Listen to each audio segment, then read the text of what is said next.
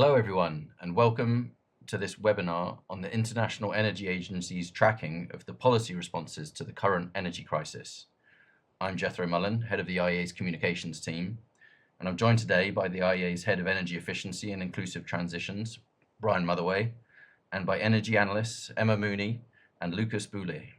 So, during today's webinar, Brian will make some opening remarks, and then Lucas and Emma will speak in more detail about the work the IEA has been doing on tracking policy responses by governments to the energy crisis. We'll then have some time to take questions from all of you. To do this, we invite you to send your questions via the Q&A function in the Zoom. You can do this at any point during the presentation, and we'll also take a 2-minute break right after the presentation for you to enter your questions. And with that, I'll hand over to our Head of Energy Efficiency and Inclusive Transitions, Dr. Brian Motherway. Thank you, Jethro, and let me add my warm welcome to everybody joining us today. We're very pleased to be here talking to you today about these important issues. As everyone joining us knows, I'm sure, the conflict in the Middle East has triggered a major shock to energy markets, and the ongoing restrictions to tanker movements through the Strait of Hormuz have led to the largest energy supply disruption in history. Prices have risen and remain volatile and increasing. This is all increasing pressure on household budgets, public finances, and the economic activity more broadly. But in many ways, governments, businesses, and consumers are already acting, and that's what we're here to talk about today. We have seen many actions, first of all, to increase supply, and these are to be welcomed. The IEA itself has acted firmly through its largest ever stock release of emergency oil reserves, which was agreed quickly and unanimously by all of our members. And the IEA is also continuing to engage with many governments to encourage supply-side actions. We continue to monitor these issues very closely. But from early in the crisis, we saw governments, as well as these vital supply-side actions, turning to consider what is possible or necessary regarding demand, and in particular, how to protect consumers. So early in the crisis, the IEA released a report called Sheltering from Oil Shocks that pointed out to governments a menu of some of the options they could take if they were looking to either moderate demand, protect certain sectors, or support consumers in different ways. And we're pleased to see that this report has been very well received and acted upon by many governments right around the world. And while resuming flows of oil through the Strait of Hormuz remains the single most important variable in easing the pressure on energy supplies, prices, and the global economy, such actions supporting consumers or on the demand side can help alleviate pressures and, of course, protect consumers, particularly the most vulnerable consumers. We see as the crisis continues, more and more governments are announcing emergency measures that protect consumers from high energy costs, and we are actively tracking this through the Energy Crisis Policy Response Tracker, which is available on our website for free and is what we are here to share with you today. This tracker is focused particularly on actions that governments are taking either to reduce energy demand or to shelter consumers from high and volatile prices. Each government is making its own decisions on this and are taking different approaches, and we see a wide range of responses already across the world. In fact, as you will hear, more than 80 governments have taken some form of such action, and there's much to learn from this, and the tracker is telling us what is going on, what is working, what kind of impacts these measures are having. And that's what we're here to talk to you today in terms of the trends we're seeing and the lessons that are already emerging from what governments are doing to help their energy consumers during this difficult time. So with that, to talk you through the detail, let me hand you over, first of all, to my colleague, Lucas Boulet. Thank you very much, Brian. Thank you, Jethro. And also thank you from my side to everyone for joining this IEA webinar on our Energy Crisis Policy Response Tracker. Since the conflict in the Middle East started on the 28th of February, the IEA has been closely monitoring the situation and tracking government policy responses. And in response to the conflict, we've tracked over 80 countries so far across different regions that have taken some form of policy action to save fuel, support consumers, and invest in structural resilience. Now, while countries have taken a range of measures on both the demand side and the supply side, in our tracker, we're focusing on two specific types of actions. First, the energy conservation measures. These are actions to rapidly lower fuel demand during the crisis, and as of today, we've tracked over 40 countries that have taken measures over the past 2 months in this regard. The second group of actions then are price supports to help households and businesses with high energy prices. That can be in the form of taxation measures, such as tax breaks, but also price caps or fuel subsidies, for example. And as of today, over 60 countries have taken measures along those lines over the past few months. Now, you might notice that those two numbers don't add up to 80, but that's because in many countries, especially the hardest hit ones, as we will see, there have been measures taken both to conserve energy, but also to support consumers. So they've taken measures on both sides. More recently then, on top of these sort of shorter term actions, we've seen several countries announce as well more medium to long-term structural policies to enhance long-term resilience. That can include measures such as scaling up energy efficiency programs, but also electrification or investing in renewable energy supply.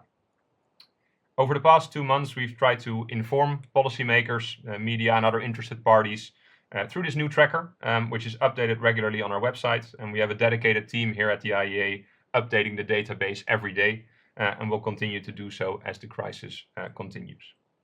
We've received very positive feedback thus far on the tracker from governments, with over 60,000 unique website visitors, and this has quickly become one of our most used data explorers here at the IEA, really showing the urgency of the crisis and the urgency of policy responses from governments. Today, we will talk through some of the initial trends that we observe, and then we'll leave plenty of time for questions and suggestions that you might have.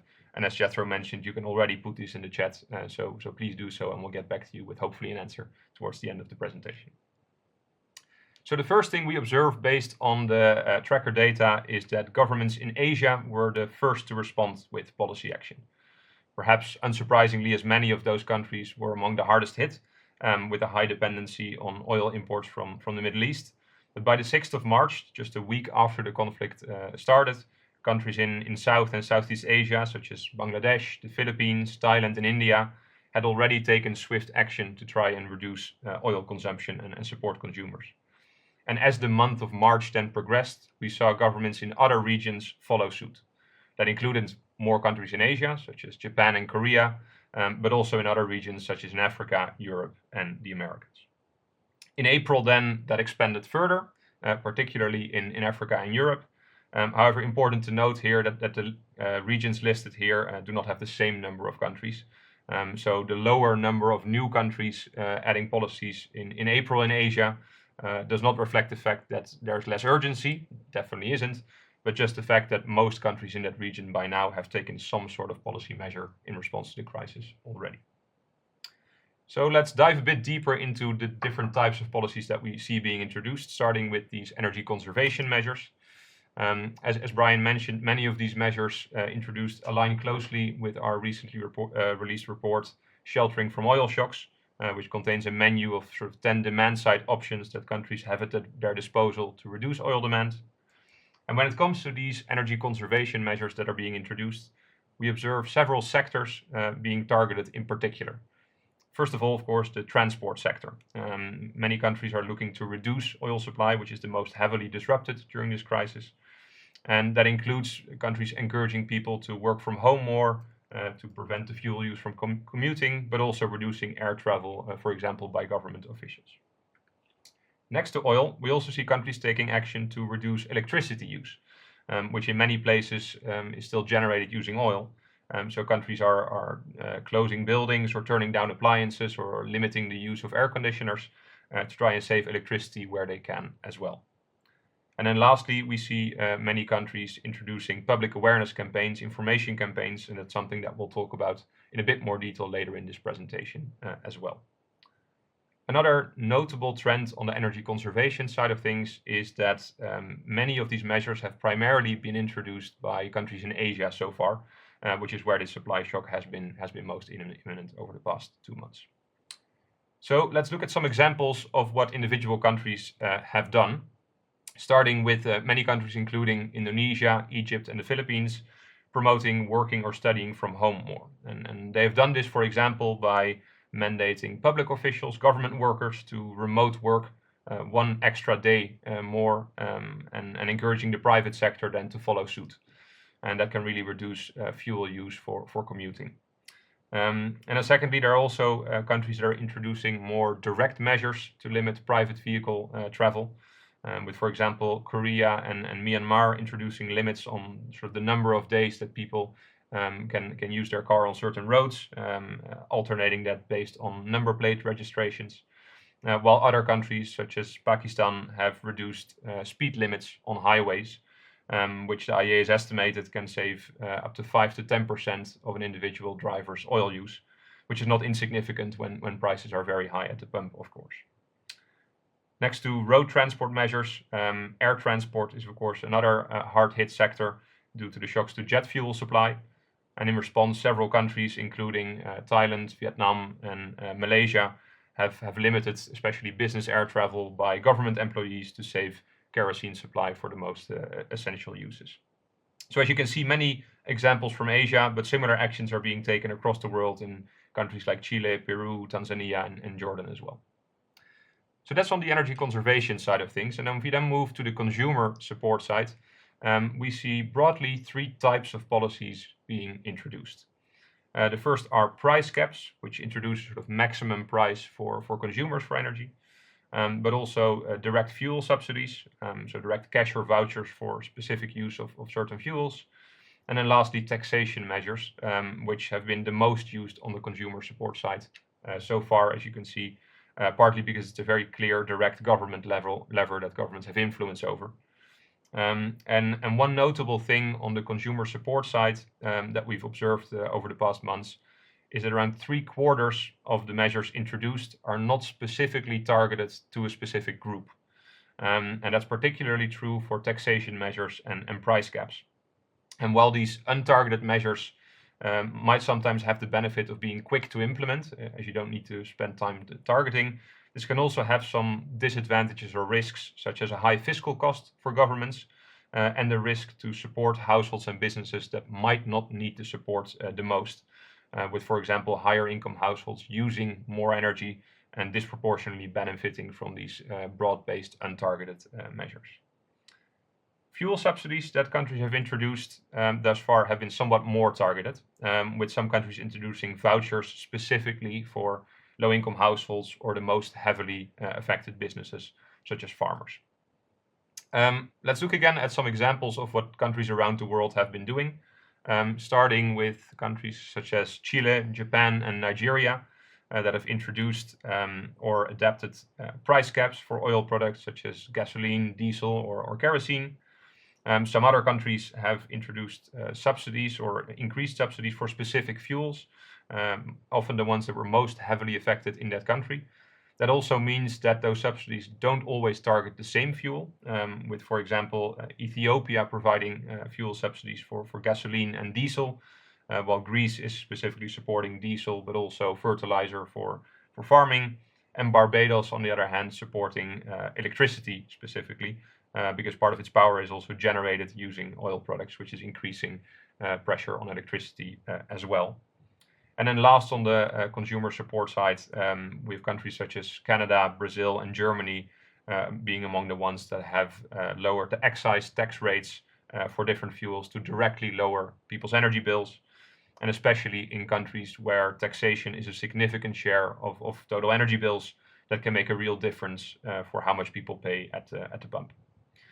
So as you can see, governments around the world have acted quickly and decisively by implementing actions to sort of shelter households and businesses from the worst effects of this supply shock. However, next to the measures themselves, we know from previous crises that it's also very important for governments to communicate well with citizens during an energy crisis about these types of measures.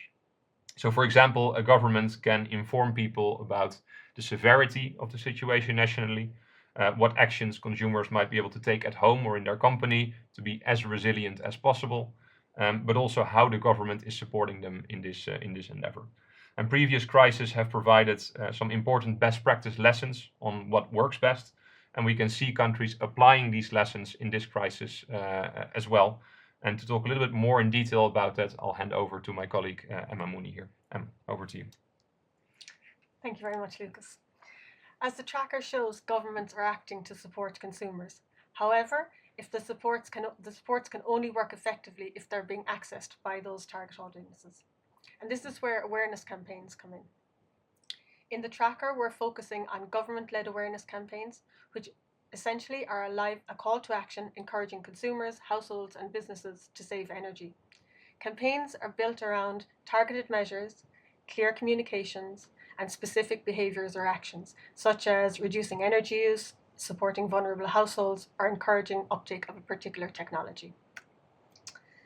In the case of a crisis, awareness campaigns can act quickly to highlight the supports available and to enable consumers to save the energy themselves through their own behaviours or through actions or their choices. In our tracking of the 2022 energy crisis, the IEA saw many governments had introduced awareness campaigns to help encourage households and businesses to save energy. And through our analysis of these campaigns, we identified some of the best practices of the well-designed campaigns that helped consumers reduce their exposure to high energy prices. And we are seeing dimensions of these best practices reflected today in the current energy crisis, with information campaigns being launched already in more than 20 countries. And we'll go through some of these here, noting that these are just examples and that many more can be found in the tracker. So one of the first good practices that we have is on building on existing systems. Using established programs allows governments to act quickly and to communicate through trusted channels. Ireland's Reduce Your Use campaign is an example. It began in the 2022 crisis and has since been adapted to the current crisis. Another key lever for efficient campaigns is understanding and segmenting the audience. This is being used to establish clear goals and target messaging, making the campaigns more effective. Australia's National Fuel Security Campaign, called Every Little Bit Helps, encourages drivers to adopt simple, practical behaviours to use less fuel. And this is helping the supply to go further. So in saving fuel, they are saving fuel for commercial transport and logistics, for the farming sector, and for essential services. We also see that working with trusted intermediaries can ensure that the tone fits the audience, that it helps to break down barriers, and it helps make the message more relatable. Egypt's Save It, Light It Up campaign works through universities to promote a culture of energy saving and energy conservation in the student population. And in addition, they've engaged with public figures to transmit the message through social media platforms. We've seen that clear and actionable messaging can empower people to act immediately through simple and direct measures. Korea's Energy Saving for Everybody does just this. And you can see in the poster there, they have identified 12 practical behaviours for citizens. These are simple acts such as shorter showers, adjusting thermostats, or charging electrical appliances at different times, avoiding peak demand times. And finally, we see that linking to government supports is a key element of strong campaigns. These campaigns guide consumers through the quick, low-cost actions to longer-term structural measures. Singapore is an example of this in the current crisis, where they have a Let's Save Energy Together campaign. And this campaign's advice on everyday behavioural changes, again turning down thermostats, adjusting timers, with grants for efficient appliances and equipment. And it's these longer-term structural measures that we're going to focus on next. Lucas had already talked about the energy price supports and the energy conservation measures that we measured in the tracker. What we're now seeing in the tracker is there's a growing number of long-term structural measures. In fact, the number has doubled in between March to April. These structural measures relate to measures that fundamentally change our need for energy, the way we use our energy, or the type of energy that we use. And it includes measures such as the thermal performance of building, improving on that, accelerating the deployment of modern clean cooking solutions, investing in things like heat pumps and electrical vehicles, or increasing the energy efficiency of appliances through higher energy performance standards. These measures are proven to give long-term energy savings to the consumer. They act to build efficiency, security, and resilience into the energy system, and potentially to improve the quality of citizens' lives while still saving energy. Through the tracker, we can see that there are broadly in structural measures fall into three categories. The first is increasing energy efficiency. The second, accelerating electrification, whether that's heating, cooling, transport. And then there are other measures, such as growth in small-scale renewables and market design features. Together, these actions can result in more efficient, sustainable, and resilient energy system that acts to protect all consumers, especially the most vulnerable. And through the tracker, again, we see examples of this from around the world. In terms of scaling up energy efficiency programs, we can see in countries like the Netherlands, Singapore, and the UK, where they are supporting energy audits, they're supporting the implementation of heat pumps and retrofits in new buildings and businesses.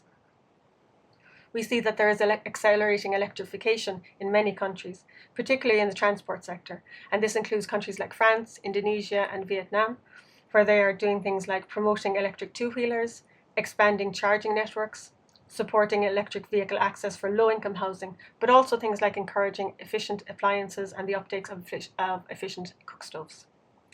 And then we see that there is increasing renewable energy supply in countries like Laos, the People's Democratic Republic, Malaysia, and Spain. And this is through things, again, like solar installations, tax incentives for renewable energy installations, and targeted renewable energy programs for sectors like small businesses and farmers. And in many countries, we also see there are actions being taken to reduce the barriers and encourage faster uptake and more widespread uptake of energy measures. For example, we see countries are extending existing programs and accelerating implementation programs that might reduce oil consumption. We see that countries are promoting electric vehicle adoption to reduce administration burdens, as they're doing in the UK.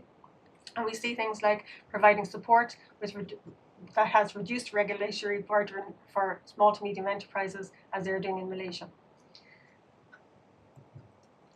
So the IEA is going to continue tracking these policies to inform government. As Lucas said, we are updating the tracker regularly, but you can find the latest information on the IEA website and through this QR code. And we really welcome your feedback and suggestions to help us improve this public resource. Over to you, Brian. Thank you very much, Emma, and thank you, Lucas. So, colleagues, as you can see, many governments acted very swiftly, and the number of governments acting on the demand side or in terms of consumer supports is continuing to grow every week, and we keep that fully updated on our policy response tracker on the website. We see many governments, particularly in Asia, acted very quickly to protect consumers through demand-side measures, obviously focused on oil, some gas, some more wide. These as Lucas showed you, concentrated very much in the transport sector, where oil use is obviously most focused. These drew heavily on the IEA recommendations, not just in the types of actions that governments can take, but also the how. And Emma has demonstrated that we have a lot of lessons in the last few weeks, but also from previous crises, particularly in 2022, understanding what types of actions, programs supported by information campaigns and other such measures can be most effective to protect consumers, particularly the most vulnerable consumers. Then we see a lot of governments putting financial supports in place, and of course these are vital to protect people as prices are very high and volatile.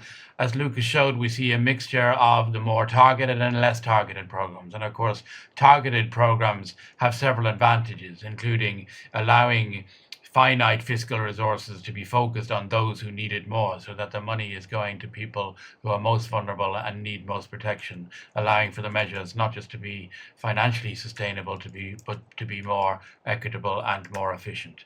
And of course, such targeting also allows for market signals to remain in place in the context of constrained supply. Governments have tools to help them target such measures, maybe they in energy policies and programs or social policies and programs, and we see many governments using existing structures so that they can move quickly to protect vulnerable consumers without having to start from scratch with new ways of doing things.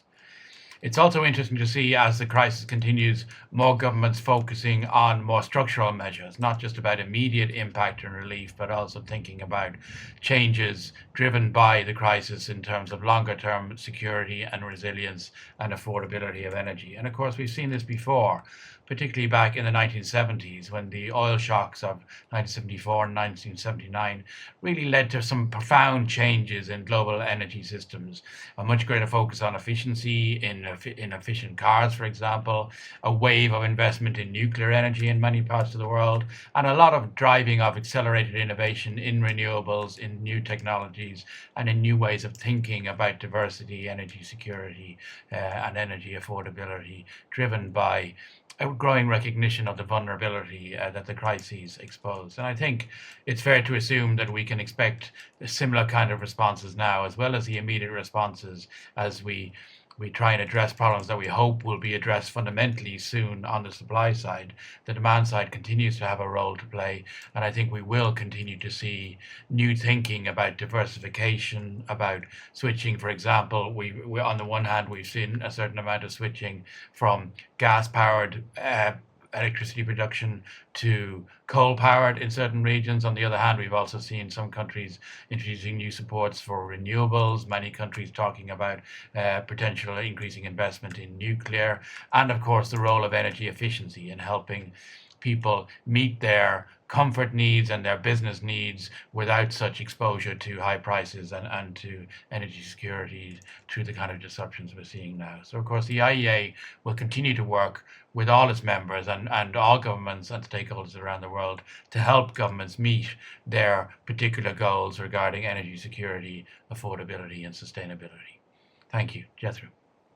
Thank you, Brian, for those comments, and thanks very much to Lucas and Emma for the presentation. And we now have time to take some questions, of course, but not only questions. I think as my colleagues mentioned, we're eager to hear your thoughts and feedback on the tracking work that the IEA has been doing amid the crisis. So comments and suggestions on what can be most helpful in this area, or what you found helpful from the work so far, and are eager to hear more about. We would very much welcome those comments as well.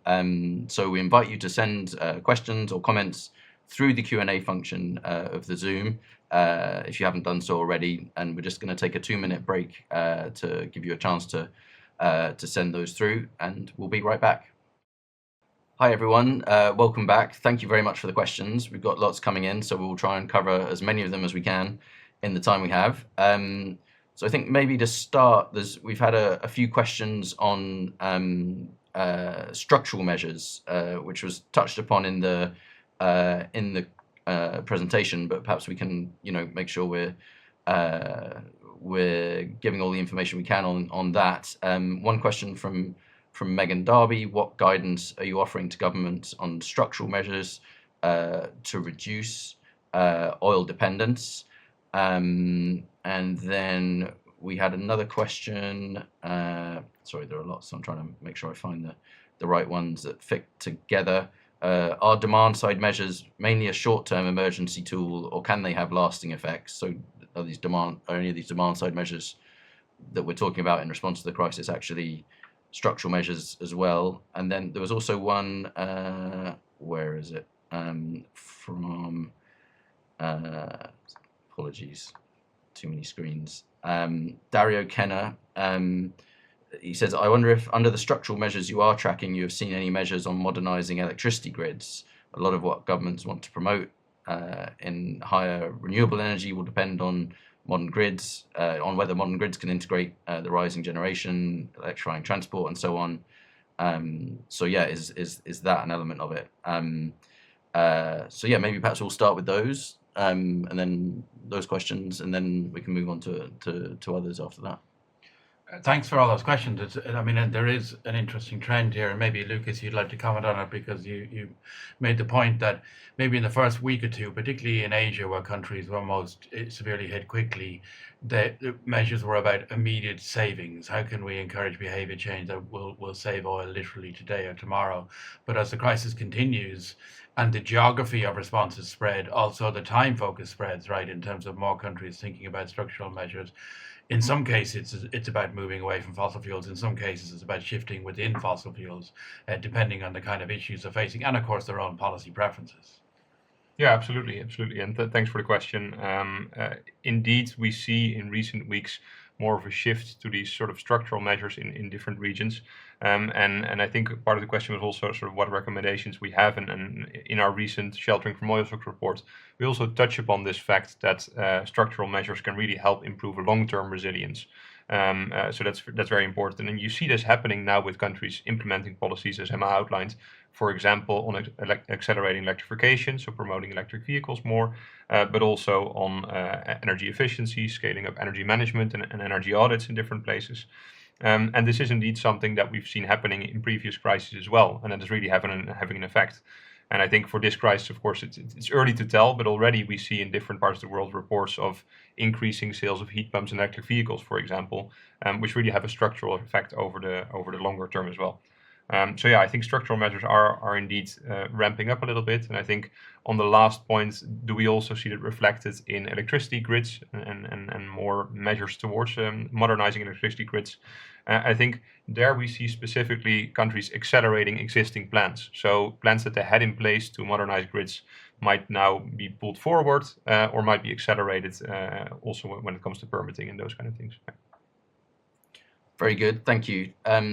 Perhaps a couple of housekeeping points here. Well, one is there's a few questions coming in about jet fuel and expectations for jet fuel demand and so on. I think that those kind of questions, I would refer you to our oil market report, our monthly oil market report, which actually we've been making freely available in full to all readers on our website, and the latest edition of the oil market report from April has a box detailing how we see the situation for jet fuel in Europe, notably, but also the broader context. So worth taking a look at that, and also I would also note that the next edition of our oil market report will come out next Wednesday, the 13th of May. So that will provide an update. But I don't think this part of the tracking is about specific market developments for particular fuels and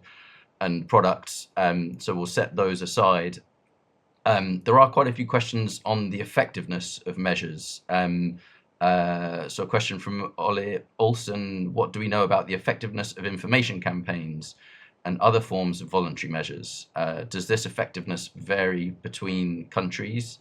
And another question on what have been the most effective measures so far and why? I think those are the main ones. There's also just, I guess, when we're talking about effective measures and perhaps what has worked in past crises,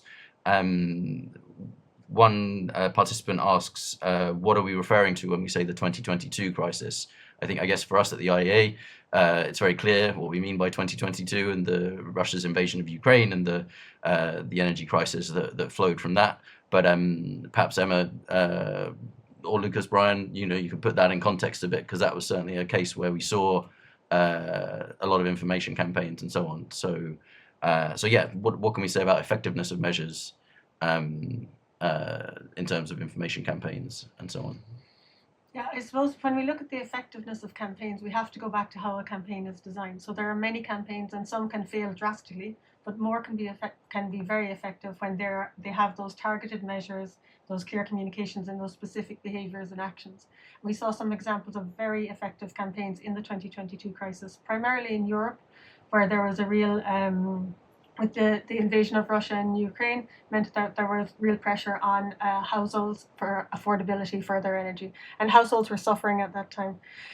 The communication and campaigns that are needed at those times do have to be targeted and specific, and where they are, we can see that they're very effective, not only at getting the information across, but actually that people were achieving savings, and they could see real differences to the energy that they were using. We also see that campaigns can be particularly effective as a measure that you can change the message during the campaign. And I know in one or two examples where it started off as saving energy campaign and changed into a stay warm and well and keep well during the crisis. So campaigns have that unique ability to be able to change very quickly and very rapidly to changing situations. And I think this can be the case here as well, where we move from really short-term measures like turning off light switches or those easy things that everyone can do, to the longer-term structural measures that you asked about that can have a huge impact on the way that we use our energy and can really increase the level of affordability of energy for people on a long-term basis.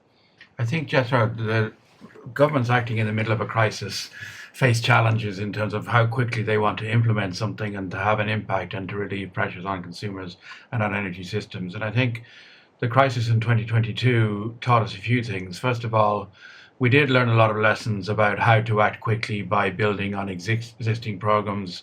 And we see this today. Countries that have maybe already, say, subsidy programs in place for retrofits can ramp them up or broaden their scope. So if there are existing measures in place, often the quickest way to expand your impact is to build on that rather than starting to something brand new.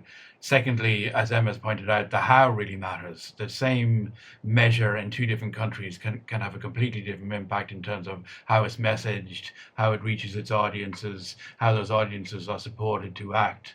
And of course, thirdly, many countries took measures in recent years that have made them more resilient today in terms of measures to diversify their energy sources, to think about their energy systems, to modernize their grids, to make their building stock or appliances more efficient. All of these measures then continue to protect consumers and countries today during the current crisis.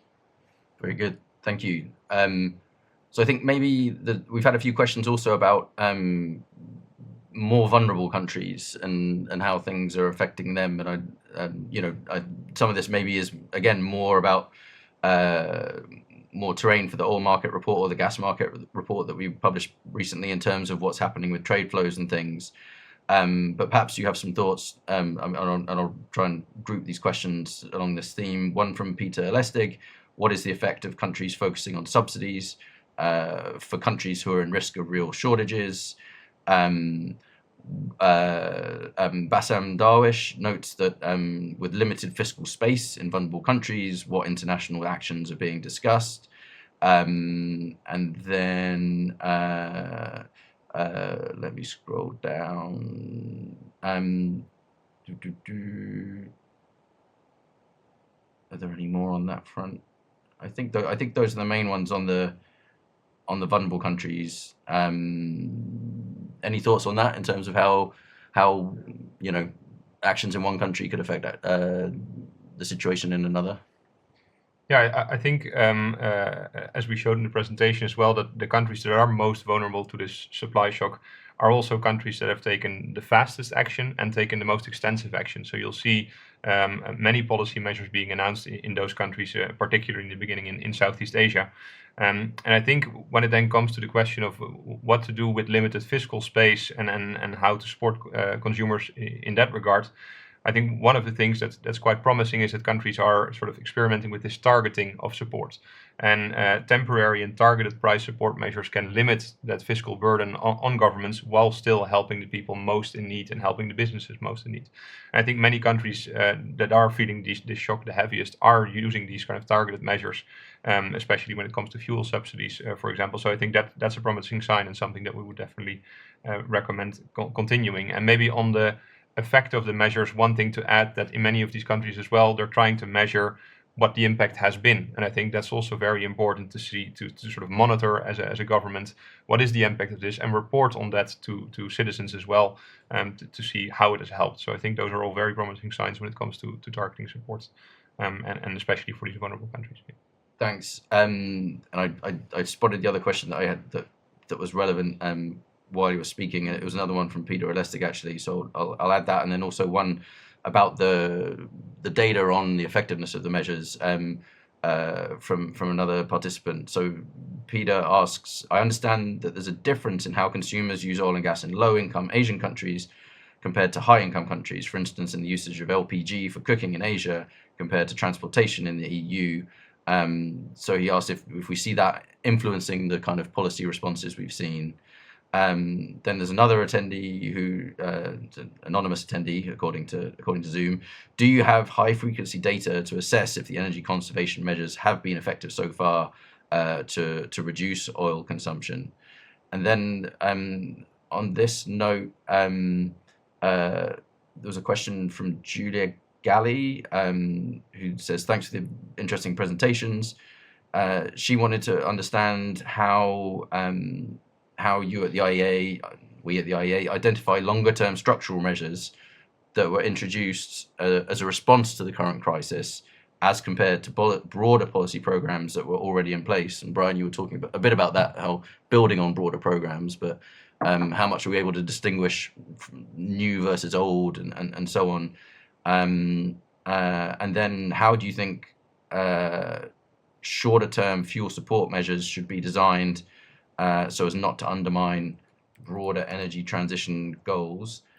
And then on that note, Tommaso Carlesi, apologies if I got the pronunciation wrong, asks if there are policies already implemented or not by some countries that should not be implemented and could run counter to the current crisis. So a few different threads there, but following up on some of the responses so far, and yeah. So I mean, in terms of the types of policy responses by fuel, by sort of level of development of the country, what are we seeing when it comes to LPG or oil and gas? First of all, governments make their own choices here, right? And as the questioner rightly points out, different countries are facing different particular pressures. In many countries in Asia, LPG shortages are causing great social concern because LPG is used not just in industry, sometimes in transport, but for cooking in particular. And certain countries in that region, including India, have specifically prioritized getting LPG to households for cooking, and sometimes asked industry to change its practices, maybe to reduce its activity. And there are real pressures that require real policy decisions in terms of responses. And equally, governments are making decisions about which sectors to focus on, which type of measures are affordable and equitable. And to answer the question about fuel supports, certainly we understand the importance and the pressures to do that, but in our view, as Lucas has said, financial supports are best when they're targeted and temporary. And there is a real question about which countries can afford large subsidy type programs and those that can't, and then what that effect on the overall market is. And I think it's important to look at that in that broad sense. I think then, Lucas, as you said, this countries looking at maybe transitioning from very short-term focus into longer-term focus, and I know even recently a few European countries such as the Netherlands and France have announced a mixture of measures, which is in some cases is increasing existing supports, in other cases introducing new programs, and in some cases blending short-term with longer-term thinking. Yeah, absolutely, and I think that's something that is, like you said, we see in recent weeks happening in particular. And in addition to that, there's again that targeting thing, which is included in many of these examples as well. Maybe to reflect a bit, Jethro, on the sort of data side of things that you mentioned and whether we have that data already available for this crisis. I think the sort of definitive answers of what the impact of these measures has been will take some time, of course, when data comes in as also in national statistics offices. But I think you'll see countries now already nationally reporting on what they find in terms of energy reduction based on these measures, but also just how many government agencies have taken these measures and what it has done in individual government buildings. So there is some data already available in some of these countries, which shows that these measures are having a real effect.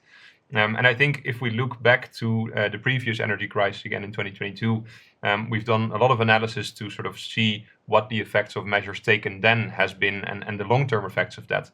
And as Brian mentions, countries that have taken actions in response to that crisis, also on the sort of long-term structural supports, are now seeing the benefits from that in this crisis as well. So I think that you can really see an effect over time for these long-term structural supports.